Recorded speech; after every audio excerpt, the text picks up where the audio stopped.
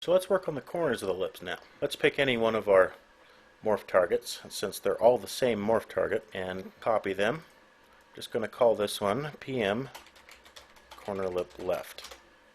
Let's duplicate that again, and this is corner lip right. Go into setup, switch to a left view here.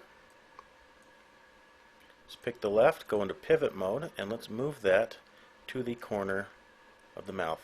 Let's get rid of the right one, since we can get this corner to move pretty nicely, and then we'll copy it over. So let's delete the right corner, and let's just leave the lip left. We've moved the pivot. Let's go to the back view, and let's position this pivot right at the corner. Now we can duplicate it. So copy that object and corner lip right. Let's grab the pivot, and instead of moving the pivot manually, let's just punch in a positive number on X, and the pivot moves over. Let's create a new set of meta effectors for the scene. Go to the Tools menu, add a meta effector to the scene. We'll call this one corner lip left ME. Go to the weight list, check to make sure that we have a current weight drawing tool on this meta effector, and let's add an effector field. Set this one to something like 0.1 meters. Let's position that on the left side.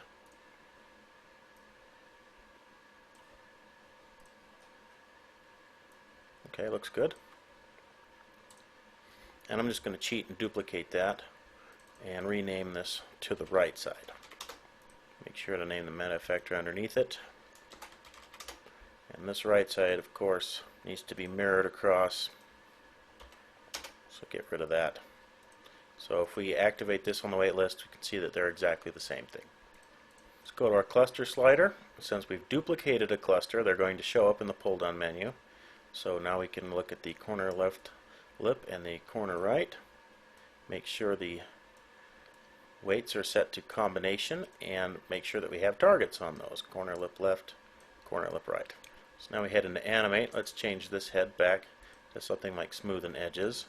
If we pick the corner lip left now, make sure you're out of pivot mode. Go back into the move. Otherwise it's going to get a little hairy trying to fix those. So now that we're in the move, make sure to turn on those sliders. And now we have the corners of the mouth. And I'm sure we can go ahead and change these if we need to.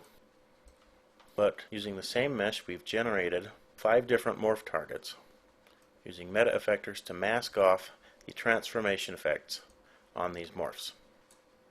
Now it's true you have to select these morphs inside the scene, but you're going to be binding these to different sliders later on, or you can do point and orient constraints from these to control objects inside the scene.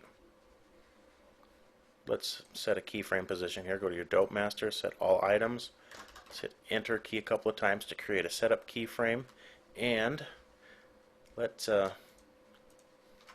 hide some of these meta effectors here by holding down the Control key and then setting the draw modes to none. Now that should clean up the scene. Let's go to File and save this scene as AT Morph 3.